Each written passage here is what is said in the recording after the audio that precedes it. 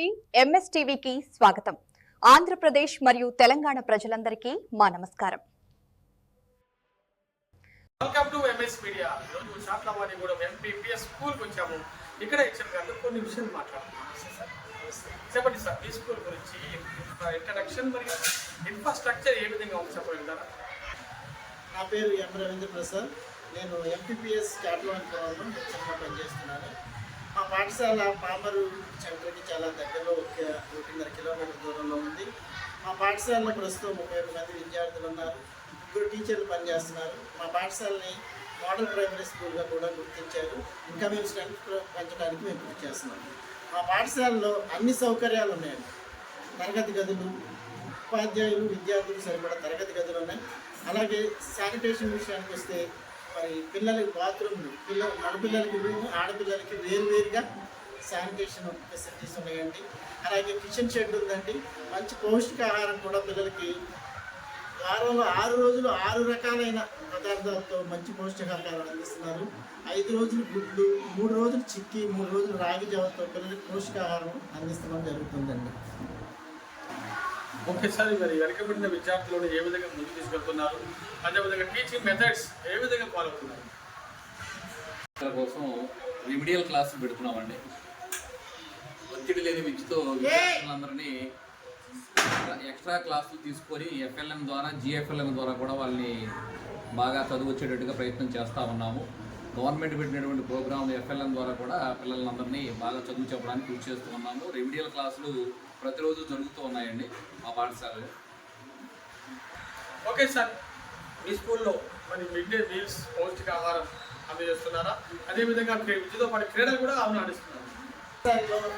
డొక్కా సీతమ్మ మధ్యాహ్న భోజన పథకం సక్రమంగా అమలు జరుగుతుందండి. వారం రోజులు 6 రకాల మెనూతో పాఠశాలలో మధ్యాహ్న భోజనం శుభ్రంగా మంచి క్వాంటిటీ క్వాలిటీతో అమలు జరుగుతుందండి. తల్లిదండ్రుల నుంచి కానీ పిల్లల నుంచి కూడా మంచి ఫీడ్బ్యాక్ ఉందండి. అలాగే పిల్లలకి మరి విద్యతో పాటు మానసిక అభివృద్ధి, శారీరక అభివృద్ధి కూడా జరగాలనే ఉద్దేశంతో సాయంకాలం పూట ఒక అర్ధగంట ప్రత్యేకంగా ఆటలు కూడా ఆడిస్తున్నామండి. క్రీడా సామగ్రితో ఆటలు కూడా ఆడిస్తున్నాం. పిల్లలు ఎంతో ఉత్సాహంగా, ఉల్లాసంగా ఆటల్లో పాల్గొంటున్నారు. అదేవిధంగా మరి ప్రభుత్వం వారు పిల్లలకి చదువుకోవడానికి ఎటువంటి సౌకర్యాలు, ఉచిత సౌకర్యాలు, బెనిఫిట్స్ ఇస్తున్నారు?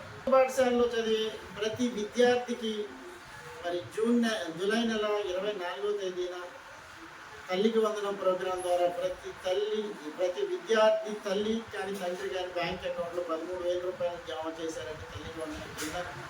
అలాగే సర్వేపల్లి ముఖ్యంగా తల్లికి వందనం అనేది గతంలో కుటుంబంలో ఒక పిల్లోడికి పడేదండి. కానీ ఇంట్లో ఎంతమంది ఉంటే అంతమందికి తల్లికి వందనం 13,000 రూపాయలు చొప్పున తండ్రి అకౌంట్లో పడుతుంది.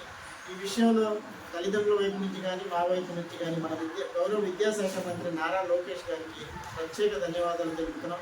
అలాగే మా పాఠశాల అభివృద్ధిలో, పర్యవేక్షణలో కానీ మాకు అన్ని విధాలా సహకరిస్తున్న మా పాఠశాల మా మండల విద్యాశాఖ అధికారి వన్ గారు కానీ, 2 గారు కానీ కూడా ఈ సందర్భంగా మేము ధన్యవాదాలు తెలియజేసుకుంటున్నాం. అన్ని విషయాలు అన్ని విధాలుగా సహకరిస్తున్న ప్రభుత్వానికి కూడా మేము ధన్యవాదాలు తెలియజేసుకుంటున్నాం. జిల్లాని విద్యా రంగంలో ఎంతో ముందుకు నడిపిస్తున్న మన డిఓ గారికి కూడా ఈ విధంగా ధన్యవాదాలు తెలియజేసుకుంటున్నాం. దీంతో పాటు విద్యార్థులు ఇంకేమైనా మీరు చేపిస్తున్నారు? పాటు ప్రతి వారం, ప్రతి శనివారం నో బ్యాగ్ డే యాక్టివిటీస్ ఉంటాయండి. ఈ నో బ్యాగ్ డే యాక్టివిటీస్లో పిల్లలు వినూత్నమైనటువంటి వస్తువులు కానీ లేకపోతే చార్టులతో ప్రదర్శనలు చేస్తూ ఉంటారు. అలాగే మట్టితో చేసే వస్తువులు, రాళ్లతో ఆడేటువంటి ఆటలు, వాటి పుస్తకంలో ఉన్నటువంటి పద్యాలు, గేయాలు కాకుండా కొత్తగా పద్యాలు, గేయాలు కూడా నేర్పడం జరుగుతుంది. ఈ నో బ్యాగ్ డే ప్రభుత్వం పెట్టడం అనేది చాలా మంచి కార్యక్రమం అనేది. దీనివల్ల పిల్లలు చదువుతో పాటు వినూత్నమైనటువంటి ఆటలు, పాటలు, అలాగే గేయాలు కూడా నేర్చుకోవడానికి చాలా చక్కటి అవకాశం ఉంది. ఇది నో బ్యాగ్ డే యాక్టివిటీస్ అనేవి చాలా బాగున్నాయండి. చివరిగా విద్యార్థుల తల్లిదండ్రులకు మీరు మీ స్కూల్ తరపున ఏమని రిక్వెస్ట్ చేస్తున్నారు? గవర్నమెంట్ ఈ సంవత్సరం ఎన్రోల్మెంట్ డ్రైవ్ అని ప్రత్యేకంగా నిర్వహించండి. ప్రతి సంవత్సరం ఎన్రోల్మెంట్ డ్రైవ్ ఉంటుంది, కానీ ఈ సంవత్సరం బాగా శ్రద్ధగా ఎక్కువగా తిరిగి మేము ఊళ్ళో పిల్లలను మోటివేట్ చేసి మాట్లాడడం జరిగింది. అయితే పేరెంట్స్కి ముఖ్యంగా నా సూచన ఏంటంటే, ప్రైవేట్ స్కూళ్ళు పక్క వాళ్ళు పంపుతున్నారు కదా మనం కూడా పంపడం అనేది ఒక అలవాటుగా మారిపోయింది. అది కానీ ఆ అలవాటు అనేది చాలా తప్పండి. గవర్నమెంట్ ఇప్పుడు మనకి టెక్స్ట్ బుక్స్ అన్నీ ఫ్రీగా ఇస్తుంది, మధ్యాహ్న భోజన పథకము అన్నీ కూడా చాలా ఫుల్ ఫ్లెడ్జ్డ్గా ఉన్నాయి గవర్నమెంట్ స్కూల్లో. కాబట్టి మీరందరూ ఒకసారి మా పాఠశాలకు పేరెంట్స్ మరీ ముఖ్యంగా మా పాఠశాలకు రండి.